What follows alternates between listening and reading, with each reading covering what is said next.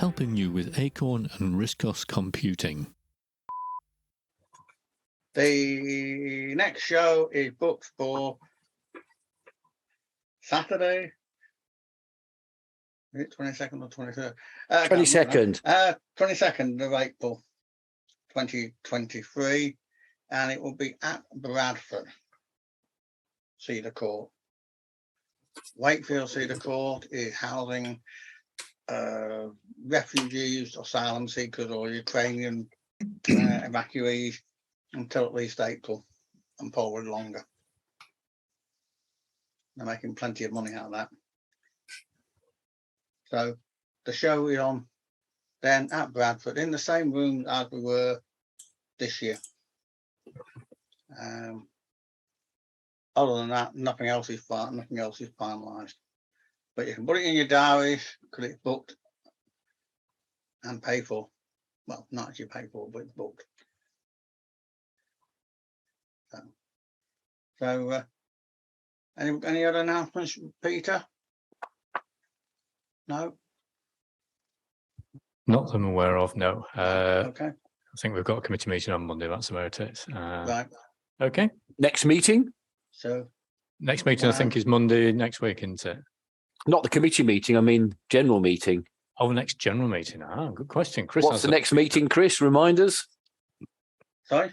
What's the next meeting? Remind us. Next meeting is on a Thursday, and it's RISCOS Open Limited, Steve Revel from RISCOS Open Limited on Thursday, the 10th of November. It's a Zoom only meeting. So that's the second Thursday, isn't it? Thursday, yeah. Zoom only. You can't make Wednesday because you've got school runs or something to do. Right. So, and for December we've got Rob Sparrowson of Elisar talking about their latest developments. Okay, so yep, we can hand over to Andrew now. Thank you. Share my screen, and hopefully this will work. Yeah, it should do. Yeah. And there we are. Right. Can everyone see that? Yes. Yep. Excellent. That's a great start. So, sorry. My name is Andrew Oyston. I'm a software tester by trade in the financial industry. And I was asked to provide this presentation in my involvement with RISC-OS and retro computing, which over the last couple of years has expanded quite a bit. So, brief computing history. First computer in the early 80s was a Commodore VIC-20, which was followed up in about 87 with an Amstrad CPC 464 with a monstrously great green screen. And in the early 90s, I got an Amiga 500, which was my main computer for the early to mid 90s. First used a BBC Micro at junior school, which introduced me to a disk drive, because it was all tape-based. But my first experience with the Archimedes A3000 was at Tanfield Comprehensive, which is, for those of you not screen sharing, is a very nice picture there of the 1912 block. It had a couple of computing suites. Each had about a dozen machines in each, all networked via Ethernet. And it was really the first time I'd seen Windows mouse pointers in that format. And it was a case of going to something like Windows through a friend of the family a couple of years later. Really didn't like Windows, and to this day still hate it. Whereas RISC-OS, I still enjoy using. So yes, RISC-OS. Started really following the market after I left Comprehensive. So 1994, for about 10 years, regularly bought Acorn User, followed the fun and games of the dismantling of Acorn and the the follow-up machines that came out, and once or twice almost put money down for one of the 7500 RISC stations, but never managed to. And it wasn't until 2019 that I picked up my first brand new RISC OS machine, which was a RISC OS Bits Pi Hard, which you can see is kind of on the screen.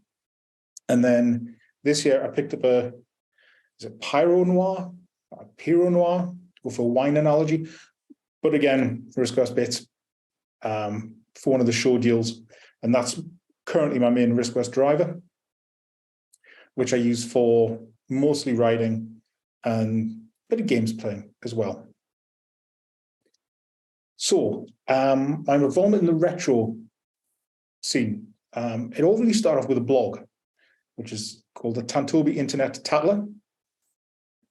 Yes, it does spell that. I thought it was clever at the time. I never changed it. And over the last couple of years, I've been averaging about one post per week. And I mostly write about things like retro computing, handheld technology, video games, military history, sci-fi, historical wargaming is another hobby. I've got a series of posts on trashy films, which is, was that film really that bad? And it's basically a sarcastic way of looking at especially naff films like Highlander 2 or Wing Commander. Sorry if there are any fans out there. Plus anything else that takes my fancy. And one of the things was RISC OS and alternative operating systems. For a brief period of time, I was very much a Linux user. But that's morphed into a Mac user now because the hardware's nicer, but that's just me. But that's it's a hobby. I try and get stuff done like at least once a week. Last year, just over one a week. And this year's about the same. Retro computing hobby. I like old tech, especially handheld tech. And there's a picture on the screen which shows a couple of WinCE handhelds, Science Series 3, Oregon Scientific Osiris. And just off to one side is, I believe, a Tapwave Zodiac and a handspring visor and a Scion Organizer 2CM model. And it's a slowly growing collection, which I just like the way the technology's developed and how some of this stuff is still actually usable today, especially if it uses something like Compact Flash, which is easily usable on a modern day desktop. In particular, the center handheld there, the John Arda 720, the 680, it's the color one, is a really nice portable word processing machine, effectively, even with the battery life's a bit iffy. And I've also built up a reasonable collection of physical and digital copies of contemporary magazines. So Acorn User, Personal Computer World, Computer Shopper, and the like, because some of that stuff, it really is, it's a good source of information for writing, which brings me on to the start of writing for other than the blog. A guy contacted me back in 2019 and asked me if I could write reviews for games, for retro games, for retrovideogamer.co.uk. And over the last 3 years, I've written about 20 odd reviews and covered the Sega Mega Drive, the SNES, the Amiga, mostly 3DO titles. For those of you who aren't familiar with the 3DO, it was a ARM-powered 32-bit CD-based games console, launched in 1993, 94, for a stupidly high price and effectively died on the market. The idea behind it was to recreate a standard format. So you'd have lots of hardware manufacturers build the same format, like the MSX of the 80s. And this 3DO would make money off software licensing. It didn't work, mostly because of the hardware and because it was quickly overtaken by technological developments with the Sega Saturn and then the Sony PlayStation.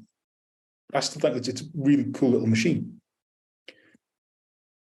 Off the back of the blog, I started picking up independently published magazines. So the likes of Quasar magazine, Collins, Sam Coupe one, Archive, there's another, an Amiga addict. And there was an advert in one of the issues of Amiga Addict that had, would you like to write for a new magazine, Pixel Addict? Okay, I'll put a pitch in. And they accepted it. I don't know if any of you picked up any issues of Pixel Addict, but the first issue was an article of basically saying, could Acorn have been a contender around about the late 80s, early 90s in the home computing market rather than education? And my contentious opinion is they could have if they'd started earlier, but they couldn't match on price and they didn't have the money to back it up. Especially with the likes of Commodore doing daft things like the Batman pack in '89, which sold, I believe, 186,000 machines in one Christmas, which is more than, or about the same number that Acorn sold A3000s. Maybe it's one bit more than that, but that was over the life of the machine. It was just a volume thing. But with Pixel Addict, ever since then, I've been putting in articles on various retro technologies. So Windows CE, the handhelds they've got an issue. The Alpha Smart 3000, which is was a typing aid for children meant to be used in classrooms, and you type your homework out, and you then take it to school, and they would plug it in via USB or serial, and you could download your homework to the class computer, and the teacher could then mark it. They've since become quite sought after distraction-free writing devices. They're relatively cheap. They last for decades on AA batteries, and they've got reasonable keyboards. Very much in the same vein as the Amstrad NC100, if you recall that device, which I've also got one of those and may write about in the future.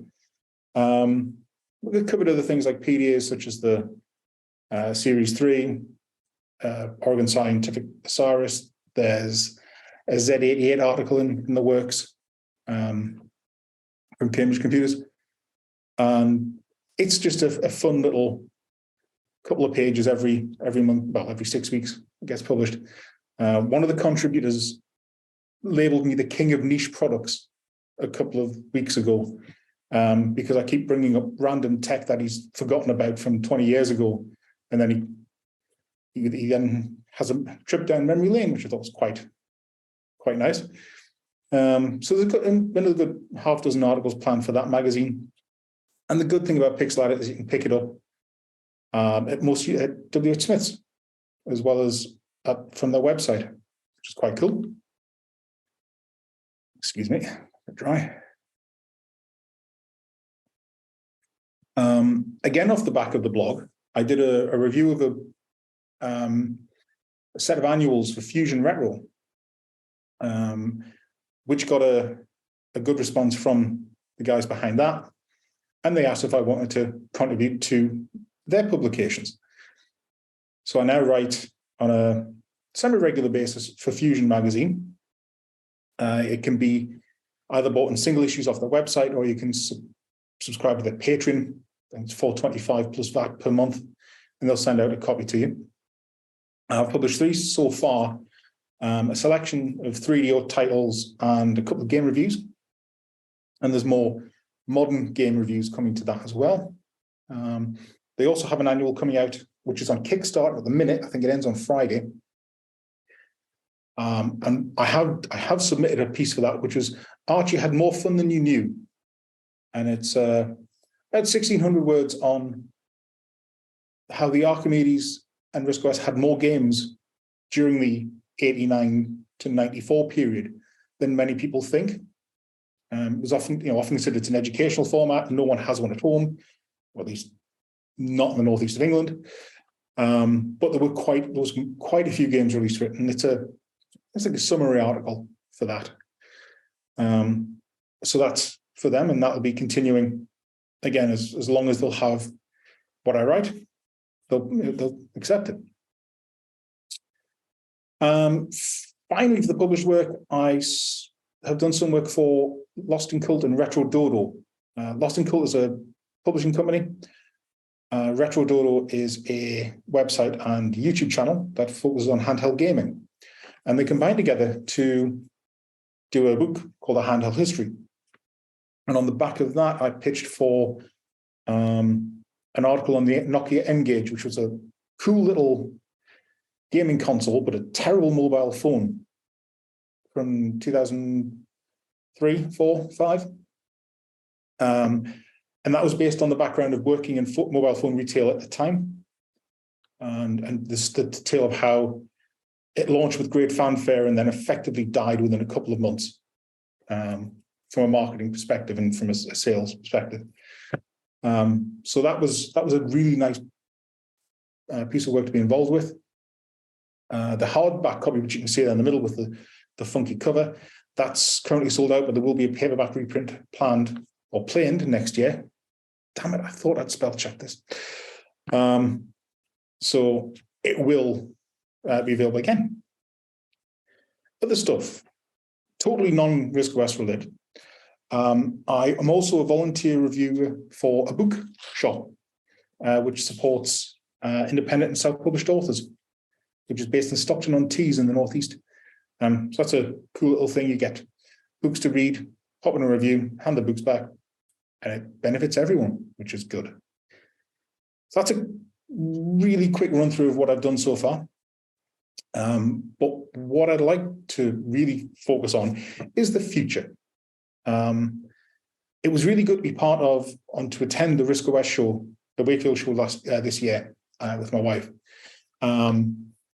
Quite fortuitous, we entered the raffle. I'd already paid for a year subscription renewal for Archive Mag, and my wife won another 1 year sub, which was cool. But it was nice to see people, talk to new friends, and see what the state of the market really was, and pick up a new machine. So speaking to Gavin by email, he's asked me if I want to do a games column, a regular games column for Archive Mag. So there is something submitted for volume 26.1, and I hope to be contributing more games related stuff in future issues. It'll be a mix of reviews of more modern games and maybe some research articles on the historical side. So what my intention would be over the next few months is to start getting in touch with various people and asking for the memories, recollections, and information they've got. They're quite cool. I'd also like to write more about RISC-OS to basically try and bring a bit more attention to it. One of the ways of doing that would be through Pixel Addict because of the computing side. The other way would be something along the lines of Fusion for the gaming side. Just to kind of remind people that RISC-OS was a thing in the 80s and 90s. It still is a very fun and funky operating system to use now. It's not perfect by any means, but I prefer it to pretty much any other OS I've ever used. And it's just to be a bit of a, not cheerleader, but just a vocal supporter, so to speak, and take it from there. And finally, just a list of contact details, because again, what I'd like to do is, if you have any information or news, software or games or gaming history, then you can get in touch with me by those means, and basically just try and build up a repository of information that can be then used for shouting about the RISC-OS in general. So yeah, that's me. I planned this at 30 minutes and I've done it in less than 20. So sorry, but that's me. We was robbed. Once I started, I just couldn't. Yeah, sorry. So any questions? Because there's, oh, sorry. And thank you for the opportunity. And any questions? Do you want to unshare your screen? I can do.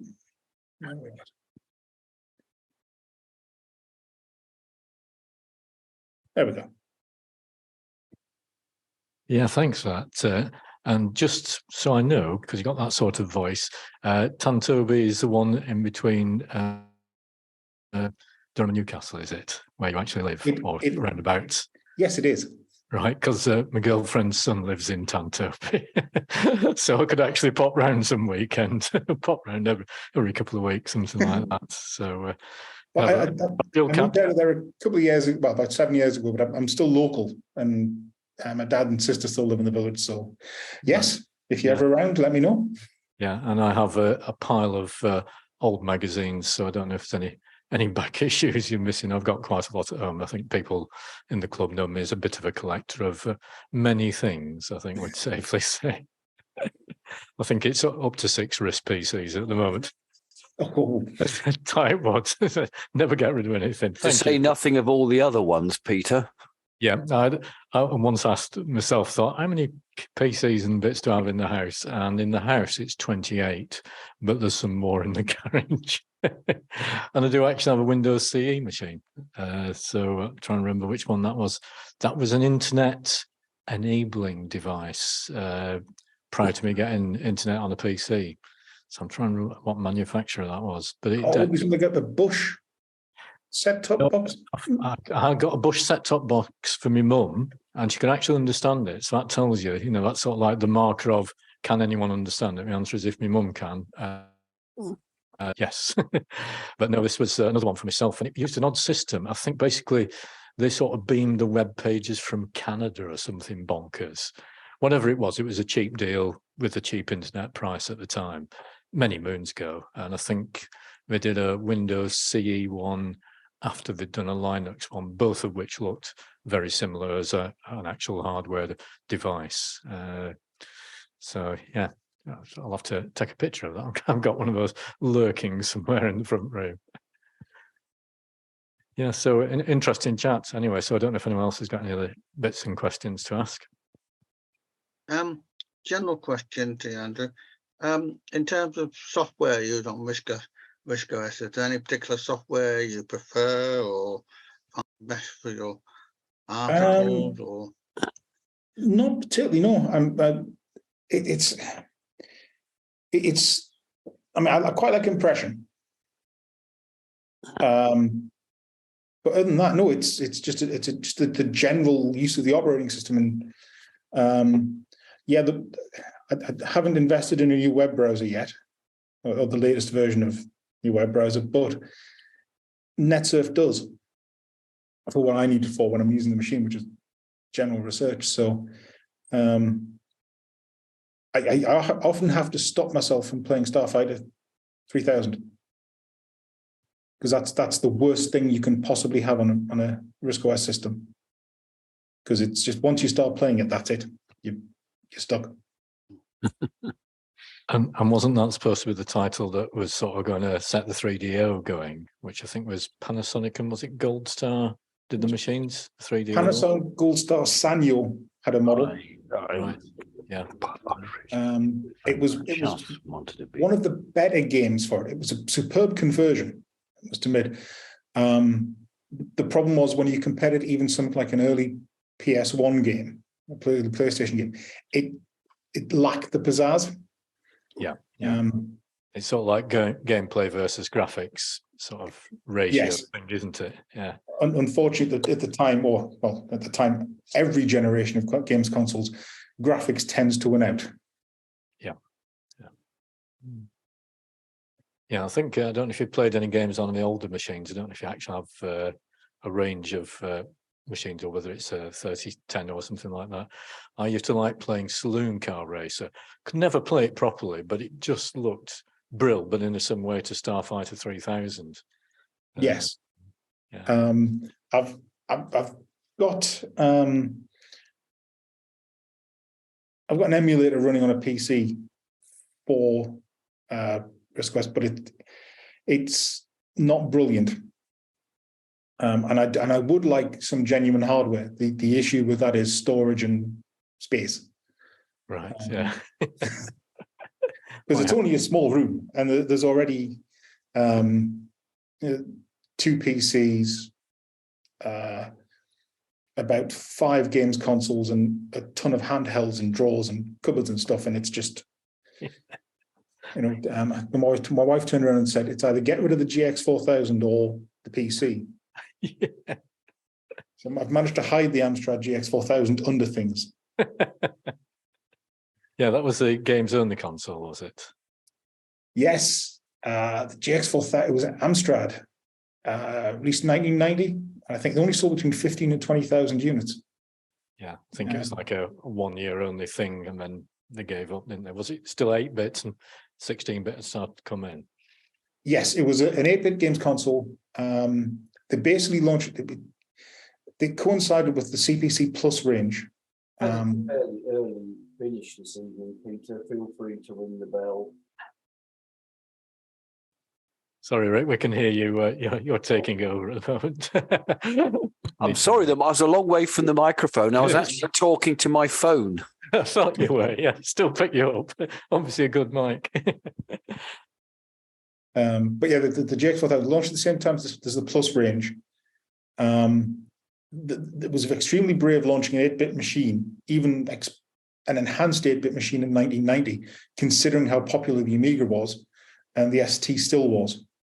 And they also hobbled it by only, I think they only allowed the extra hardware to be accessed via the cartridge port. So you could pay £25 for a cartridge game, which had a few more colours, or you could pay a tenner for the same game on cassette. Yeah. Well, the purchasing public went, no. Now, I mean, if there was going to be a niche cartridge one, there used to be some cartridges for the ZX Spectrum. I actually used to work in Boots when Spectrums were just starting out. And I think within the year, there was a cartridge system with a Kempston joystick interface. Can't remember there being more than like 6 cartridges available for it. So no doubt that will become rare and collectible at some point. Yes. So at some point, eBay people will just go crazy with it. Yeah. Yeah. As they do with most things these days. Yeah.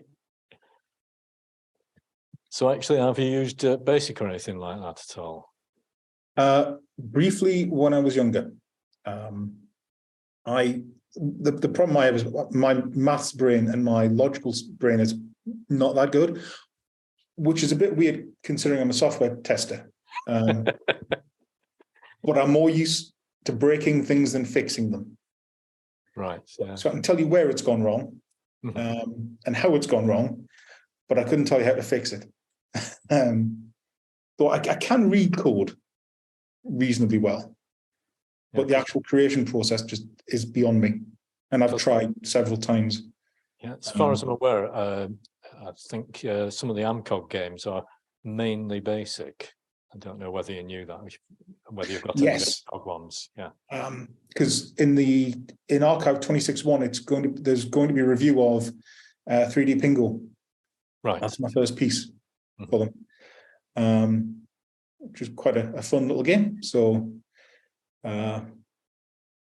it's one if I get the time, so you get the source code with it as well. So if I get the time, is to have a bit of a delve and see and unpick it, so to speak. Yeah, well, I think Anthony's actually covered some of the ways of doing things in one or two of our talks. So if you have a look through the sort of back issues on YouTube, you might find out. I think he was saying like he describes things quite often as just sort of like squares of things or numbers in a to what to me seem a really simple thing. Like I think designing a maze.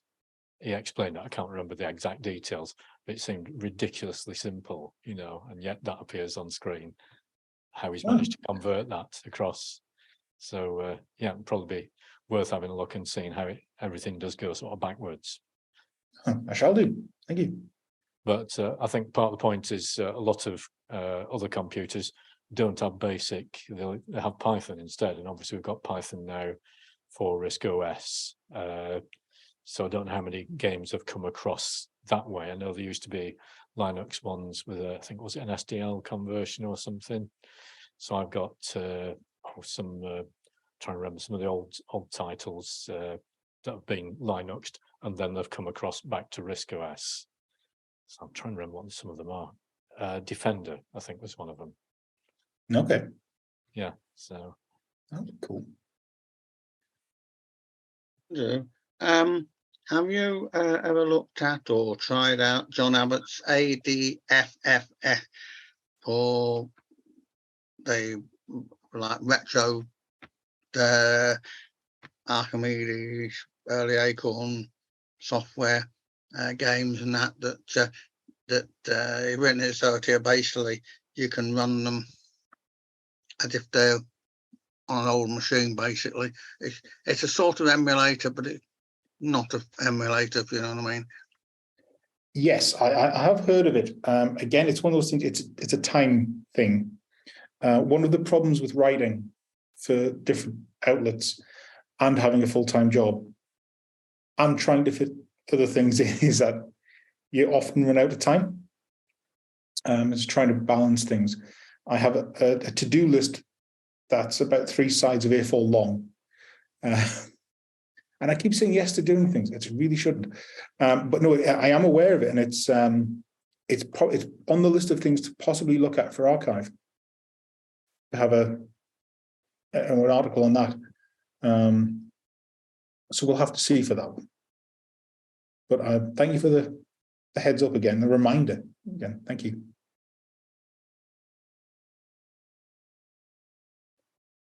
Okay, thank you.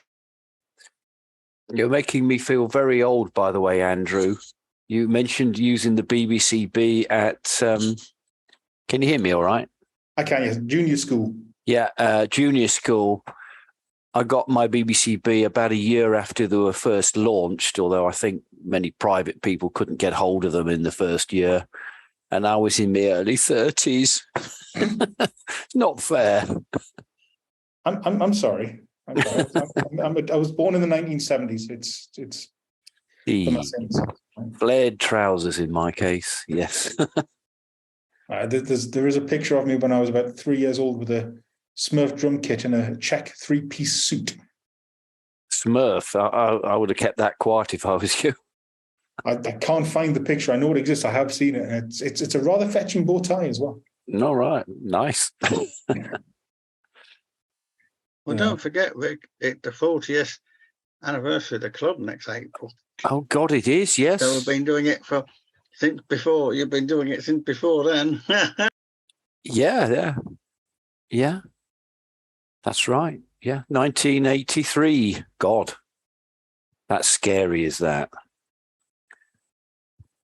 Bearing in mind we're looking for something to do for celebrations, perhaps you should try and find the first or oldest game anyone's got for a BBC. I seem to remember when the Spectra and ZX81 came out, you could actually get cassettes via mail order from Sinclair. So I don't know if BBC did something like that. I know they had some really good games, but whether that was a couple of years after the release, the Froggers and things like that, and Galaxians, or was it Galaga they called it? They were quite good games, weren't they? I think the early ones we probably had to type in from magazines, didn't we? Quite possibly, yeah. And of course, we made no mistakes whatsoever. They always ran first time every time. No difference between a comma and a full stop, a 0 or an O. Yeah. If I had £1 for every time I'd heard a developer tell me that their code was spot on first time round. Yeah. I'm sorry, Vince, is that you saying you do everything perfectly? Absolutely. Challenge accepted, sir. Unless you look at any of my old games, in which case you'll find bugs galore. They don't count. Well, as long as we have a cut-off to start from, that's fine.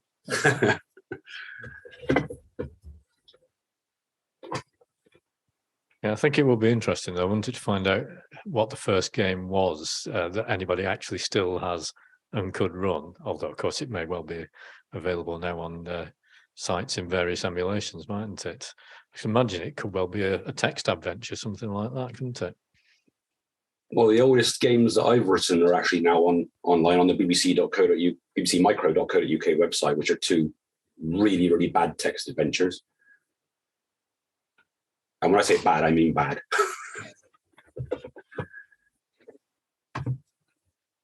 I'm sure there was a Kickstarter that finished a couple of months ago, and it was the history of the text adventure. And I missed it. because that would have been quite an interesting, because it's a book and it's a huge book. But the idea was to cover the history of text adventures from the very earliest days on mainframes to like the roguelikes in what became the roguelikes in the 80s, and the likes of Zork and Infocom. And it's one of those genre of games which died out as soon as effectively mice and graphics came along. No, they're still going strong. Well, I'd like to think they're still going strong anyway. Because You're holding out. yeah. I've still got a couple of unfinished ones which I need to work on. The sequel to Quicksand, which is going to be called It's No Game. And I started working on something from some resurrected notes from donkeys years ago, which for a long time I thought was going to be called Castle of the Moon Lord. But it turns out the title actually in my notes was Before the Darkness Comes, which is a brilliant title. That doesn't give much of a hint, considering world events. It's like, is it real? Is it fantasy? Is it science fiction? Well, Before the Darkness Comes is very much fantasy. It's no game. I don't know if you've tried Quicksand, because it's available on the softrock.co.uk website, but it was sort of written to pass the time in the run-up to one of the shows, one of the Wakefield shows, I think, back in about 2007, 8. And I was literally pedaling around trying to what can I do? What can I write in the next 4 weeks before this show? And someone said, why don't you write an adventure game based on, what was it called? I forgot what it was called now. The TV series about a detective who travels through time. Life on Mars. Oh, I was going to go Crime Traveller, and that was totally wrong. Yeah, because that's a bit more recent, I think. Life on Mars. So it's Quicksand is a sort of takes the same sort of concept, but just someone wandering through a park. And the one I haven't finished yet, the reason I call it Quicksand is because Quicksand is a track on the same LP as Life on Mars. Ah. Right.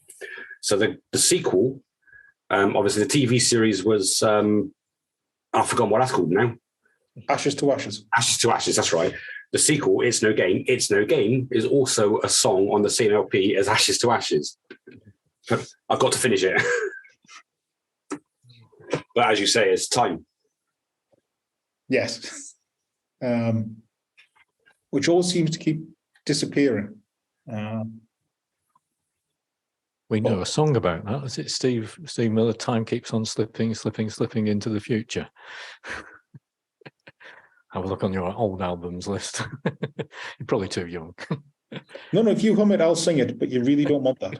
No, I think the rest of the world wouldn't want me to hum it.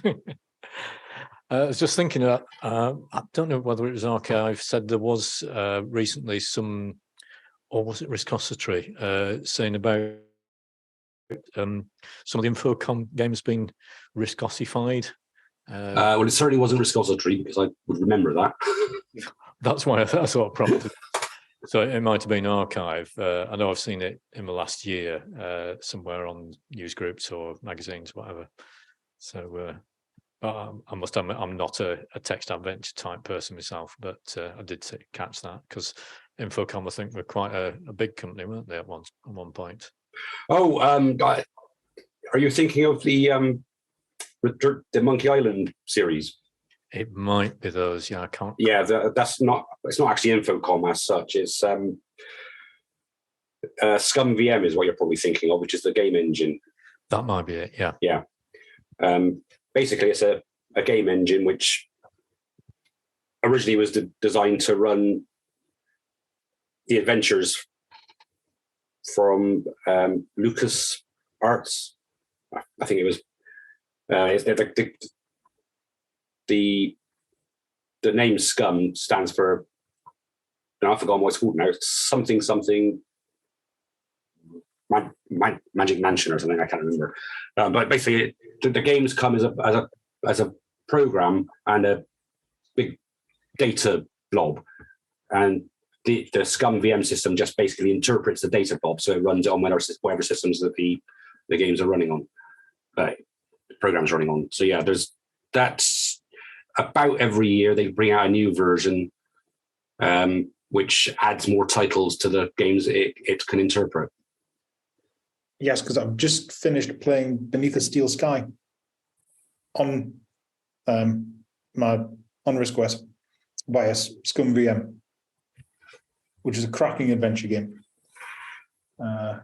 Which incidentally, there is another Kickstarter, Tony Warner, who's employee number 1 of Revolution Software.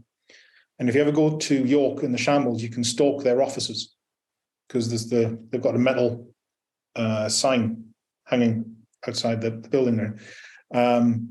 But it's the early days of Revolution and the story and the games that they made, and also the games they didn't make, so the prototypes, and that's still ongoing. So I've backed that because that'd be quite a good book to read. Yes, I do like Scum VM. It's a handy software package. Yeah, as far as I know, there's only one title that it plays that was actually released natively for RiskOS, and that's I've forgotten the title of that now as well. Is that Monkey Island or is it something else? No. Good. Simon the Sorcerer. Right, yes. Which Is was that the one that they got Chris Barry to voice in the CD version? Don't know. I want to say there was Chris Barry did a CD, did the CD audio, voiced audio for an adventure game, and I want to say it was Simon the Sorcerer, but I could be completely wrong. I mean, it's plausible. Well, it was the mid-90s, and Yeah, I mean, that I should think that was probably the most popular of them because it's the one which made it onto RiskOS. Chris Barry of Red Dwarf. Yeah, is that the Red Dwarf Chris Barry? yes, Yeah, I thought it might be. Yeah, Mr. yeah. British. Yes. One with the H on the forehead. also not singing that song either. No. No. So I'm just trying to think, have you seen, what's the best RiskOS game that you've seen yourself? I must say that the Pac-Man one was quite a good reproduction. It was. Pac-Man. I obviously the obligatory Starfighter 3000. Mhm. I kind of want to say,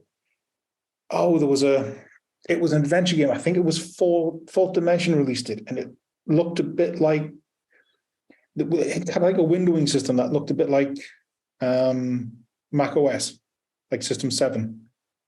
I can't remember the name of it was an adventure title. It had still graphics, and I cannot remember for life for me. Because it was a good, it was a cracking adventure title. I think it was a haunted one, ghost one. But I did like Conqueror. Right. Yeah. Which I think played better. It was a better use of the graphics engine. Mm-hmm. Although the one thing I will say about Zarch was it was probably the first, because we weren't supposed to have that game on the school network, but we did. Funny how that happens, isn't it? So it was often a case of, oh, it's there, just drag it up. Yeah, right, let's play it. I was only probably 12 when the idea of rage quitting was introduced to me. I've never been someone to throw anything across the room because I'm angry at it.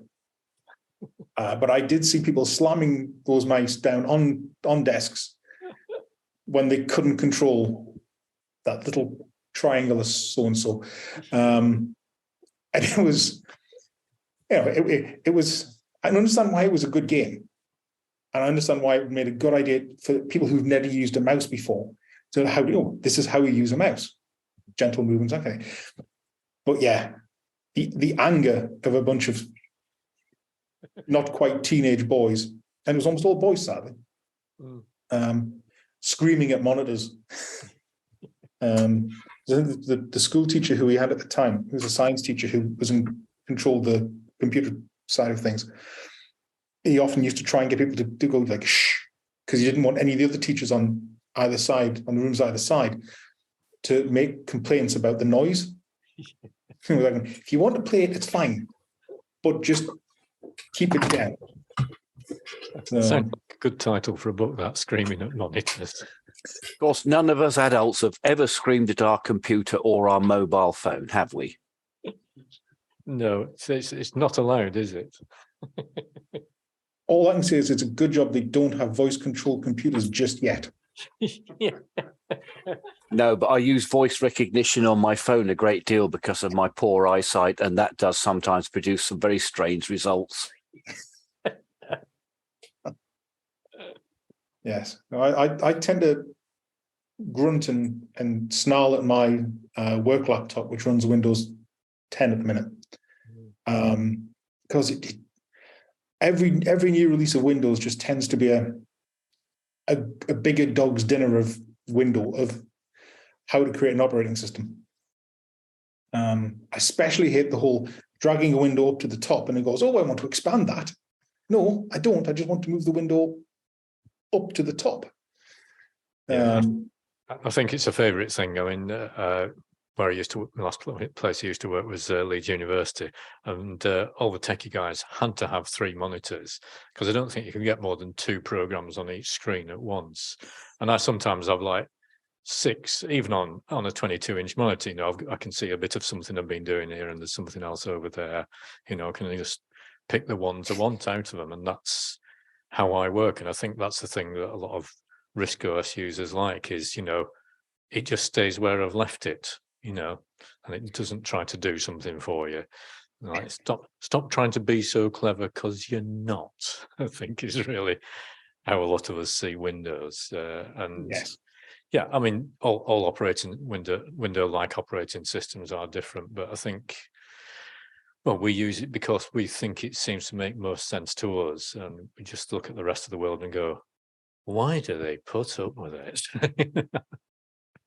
I think it's basically because it's free. You know, you buy a box or a laptop and it's there. That's right. Yeah. It's sort of like all the sort of antitrust Microsoft things spring to mind of, you know, yeah, okay, it is universal and it's worldwide, and Americans have fantastic marketing, but they also have some terrible ways of running things, you know, to make sure you keep buying it as well, despite everything. And that's Yes. sort of the thing I don't like. I mean, I have used Linux a bit, and it's Windows-like, but a bit less annoying. I think that's one of the other things as well that I quite like about RISC-OS, and to a degree macOS, is you have a set of applications which you either come with the operating system or that you buy and that's it, they're yours. And it's not been overtaken by the subscription model, because the number of people who I've one of the things about it was I was the computer guy. I was that person who, oh, you know about computers, right? And so they'd buy a Windows machine and it would come with, you know, over the last few years, it's come with Office 365 or Windows, you know, an Office trial. And for a year, they're happy and it's wonderful and it's great. And then he goes, I want X amount of money now, or you can't read that. You can't write that. It's like, and they go nuts. Well, surprise, surprise. Yeah, yeah. Because it's not explained to them, by the way, this will finish. And you should have like a counter on the side, you know, 364 days left, you know, to lack of anything. Yes. Yeah. And it's sort of like, it's marketing and it's a bit terrible. But I know the subscription models coming like into music software. Luckily, it's not the sort of thing I go and get. But as somebody was pointing out, you know, do you ever actually own anything? And the answer is, with RISC-OS, you do. You bought it, and you can usually transfer it from machine to machine to machine to machine. You know, unless it's really gone 15 years behind, in which case, yeah, they might put a stop to it. So. In the case of Windows, just point people in the direction of LibreOffice or OpenOffice. Well, that's what I've got on my machines. Yeah, yeah. Why, Yes, why have a Microsoft one that's probably worse? I think the free ones are actually better than the Microsoft ones, to be honest. I do agree with that. I mean, I use LibreOffice. When I do have to use a Windows machine, I use that for productivity stuff. Same on the MacBook. I don't know if there's ever been because I know they've tried for a few years on Amiga OS to port LibreOffice to it, and I don't think it's actually got anywhere. So I'm pretty sure there's not much chance of it ever appearing on RISC OS. No, that's one of the things that's been asked for a number of times over the years. Can we just have, even if it's like a PowerPoint direct equivalent or something that saves in a PowerPoint file format, so you can run it on yours, but send it to other people and they know what's going on. So of course it's usually PDFs, JPEGs, stuff like that, but it's just the righty stuff. But of course there's TechWriter, and there's a junior version which I've forgotten what the name is. EasyWriter, yeah, and they're usually obviously one step behind on Word type documents, but as far as I can tell, I've only got a very old version of it. That if someone's having problems with a Word document, you put it in EasyWriter and send it back to them, and then they're happy. So you send it to RISC-OS, it understands PC stuff better than a PC does, and off you go. You said that there's a marketing slogan straight away for additional for getting people to use RISC OS. It's does Windows better than Windows. Or a word in your ear or something.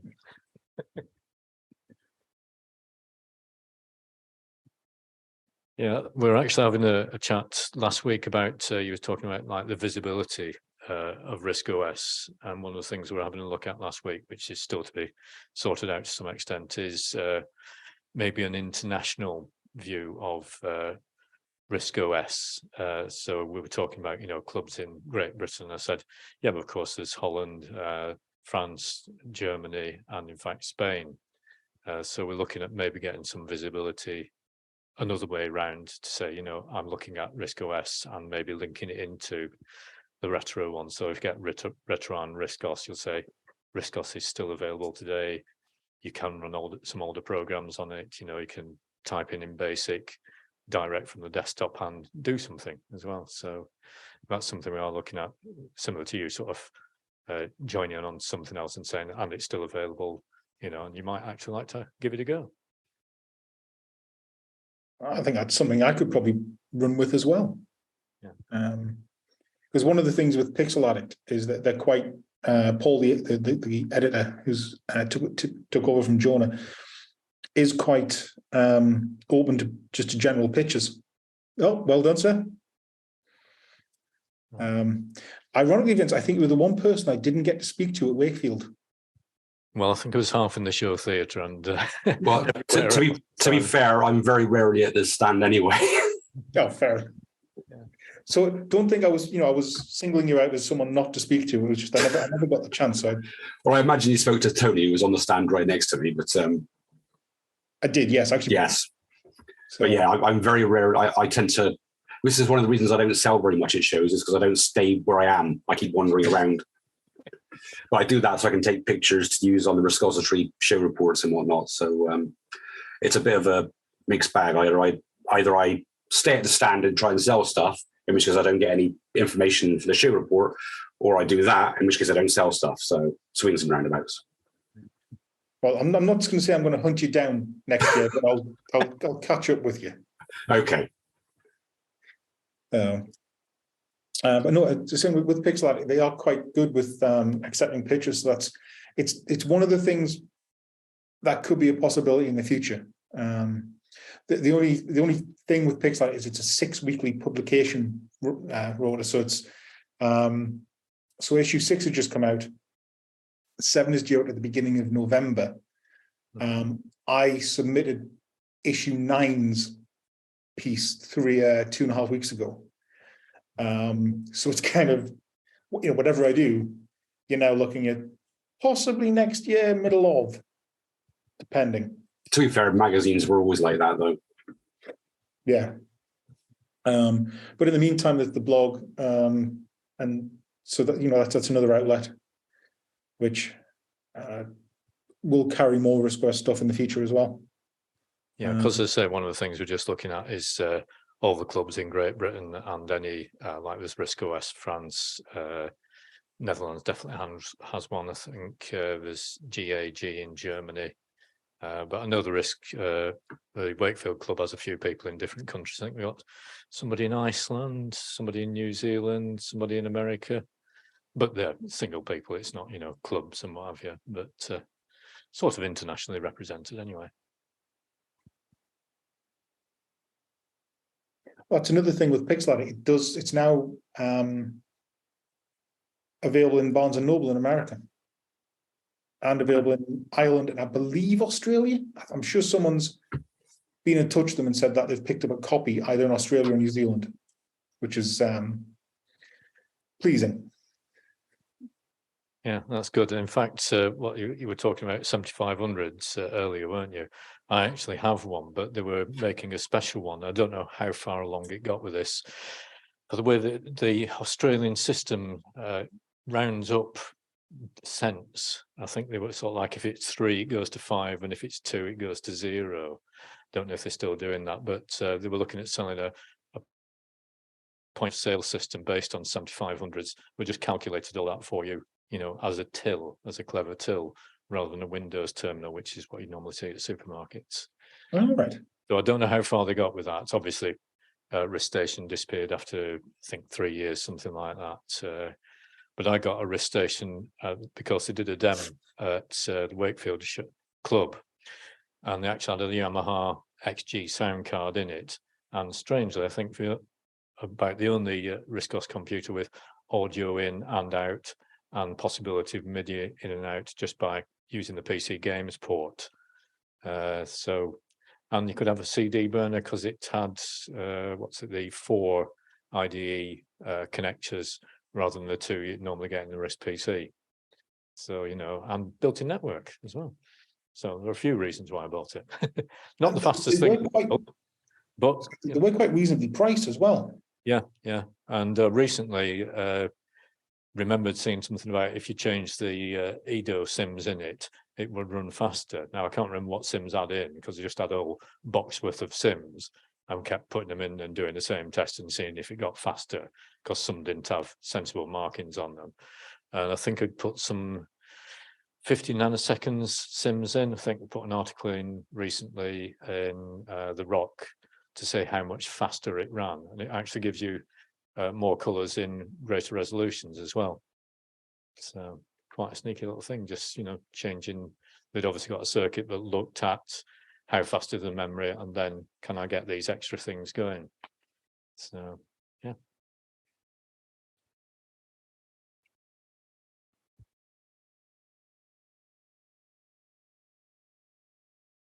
So do we have any more questions from anybody else?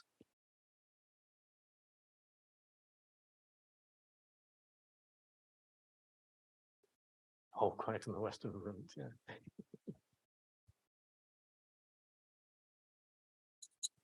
Perhaps people are thinking of questions. I don't know. We'll leave them for another couple of minutes. I don't like it, sir. It's too quiet out there. They're up to something. Did you enjoy your pizza, Rick? I enjoyed my pizza. I thought I'd turn my video off. Was it? It came in just before you cut the picture off. Ah, darn. Yes, thank you. It was quite pleasant. Quite pleasant. I've just popped out the back door to pop something in the bin, and I'm quite glad I'm not cycling to or from the club tonight. It's not very friendly out there. And in terms of you've got 2 machines from RISCOS Bits, haven't you? Yes. For the thing. How do you find them? Did the particular some special reason you pick those particular models or? No, I think the first one, the Pi-Hard, was just basically a dip do, you'll do kind of thing. because you've got several choices of hardware providers. And it still works, it's still reliable, despite my misuse and foolhardishness of how I use computers. And then when I was at the Wakefield show this year, it was Andy's sparkling conversation, because I did spend most of the show speaking to Andy. And then at the end of the show, I was like, do I not? And it was like, before I knew it, I was there, credit card in hand, walking away with a little box and charger. And you see, they are spot on machines. The one thing I did see at the show, which really will tempt me when it's available, will be the Pinebook Pro. Because one of the things I find using computers is, I've got a room upstairs, which is the man cave, computing room, hobby room, whatever, but it's out of the way. So I prefer using a laptop so I can bring it downstairs and use it at the same time, sit in the same room as my wife. So a portable RISC-OS machine, no problem, Andy. A portable RISC-OS machine would be superb. I know there's the Pinebook. I don't know if there's any supplies left. And having seen the Pinebook Pro that Andrew Oyston had on the stand, it's very much like yes, I'd like that when they finish the development side of it. Which, he said it might be at the end of summer. It obviously hasn't been.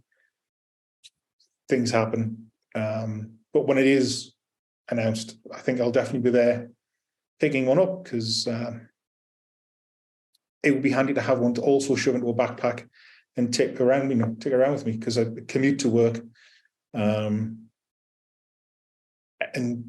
there are times when I think I can actually do some writing on the bus or the metro rather than just reading. So yeah, I think my ideal machine for the next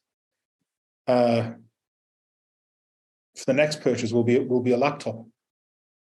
But then it's kind of the thing with RISC-OS machines. You are limited in the boards that can be used for the machine. So it's it's a Pi, or it's a titanium, or mine's gone blank. But it's finding a portable way of doing it, or you port the OS to another chip. I think it's the WROCC chip set that Andrew's been looking at, and I think one of the guys was looking at different bits of OS who's helping out with that. So that seems to be like the one for the Pinebook Pro. I think a few of us have got Pinebooks. I've got one at home, and it's quite good. I'm not keen on the keyboard on it myself. I can seem to mistype N's many times for whatever reason. But yeah, it's got a reasonable battery life. It's a full HD screen. It's fairly fast, but I think the WROCC chipset has more sort of whizzy internal connectors. That'll actually increase the speed fantastically. But if you've ever seen the artworks Apple being drawn on various machines, it just appears on one of these. You just go bang, and there it is. I think I've got something. It's a spaceship thing that's an artworks thing, and on a RISC PC, it takes something like 35 seconds. I think it's 2 on the Pinebook. So that sort of says how graphics and internal chips and speeds have sort of zoomed along over the years. So it seems pretty responsive to me. I think the catch is a lot of people have said, yeah, you have to plug a box in to get an Ethernet connection. It doesn't have Wi-Fi unless you go over to the Linux side, and currently you have to eject the micro SD card, whereas I think possibly, depending on what build you've got on the RISC-OS bits ones, some of them can run Linux, RISC-OS, press a button, goes between one and the other, or software sort of thing, which could be fairly useful. But again, you'd have to have a Wi-Fi hat for the risk cost side if you're going to use it Wi-Fi, and then of course it's not a laptop, so still getting there, as it were. Yeah, I mean, I'm a bit of a keyboard snob when it comes to laptops and keyboards for desktops.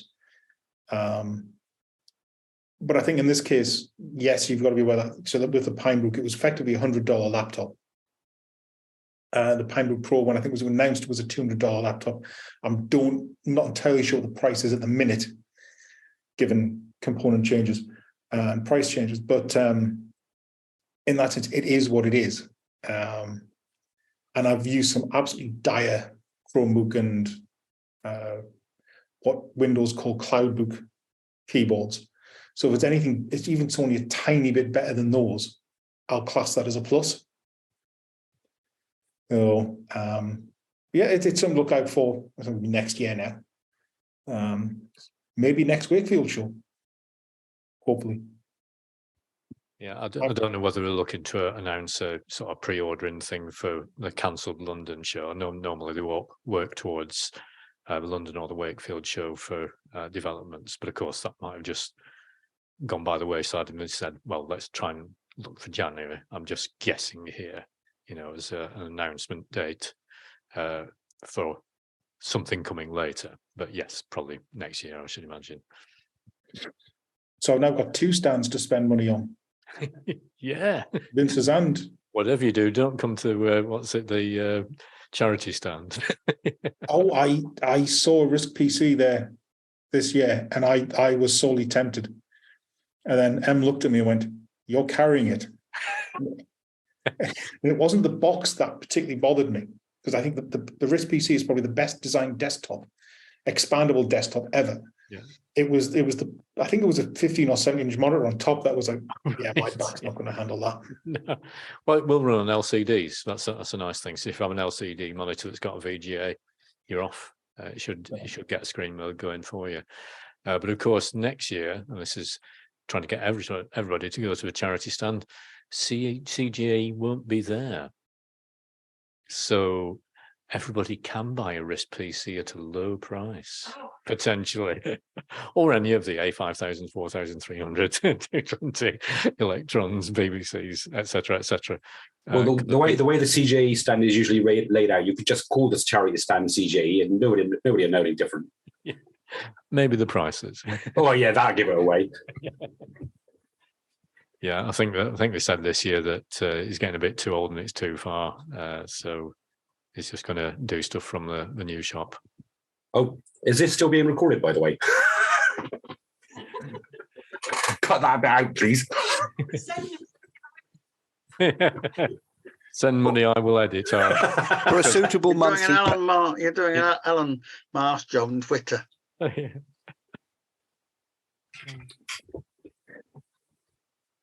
Didn't realize it was going to cause so much bother.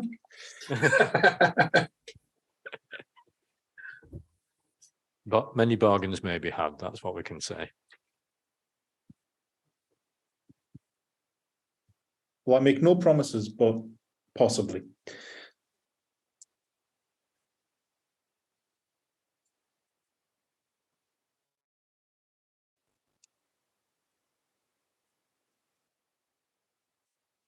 Ooh. Oh, there we go.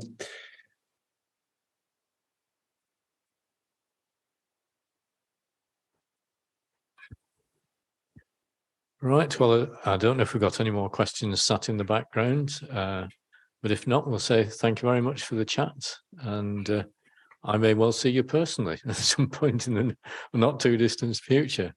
Well, yes. I mean, so my contact details are on the slide there, which has been recorded. If you're popping up, give me a shout. And thank you very much for the opportunity to bore you to make comatose. No, it's been very interesting. It's just a different perspective and a younger person, we can say, generally for our readership. It's all relative. Yeah, Have you're you seen this? Yeah, we're all grey. No, Ruth, not. No, it's all natural. I'm not grey. I don't have any grey hairs. I don't have really any hairs, unfortunately. That's one way around it. Yeah. Okay, well, we'll give you an official thank you very much from Wakefield Club, and Thank hope you. to hear from you again. You shall indeed. Okay, thanks very much.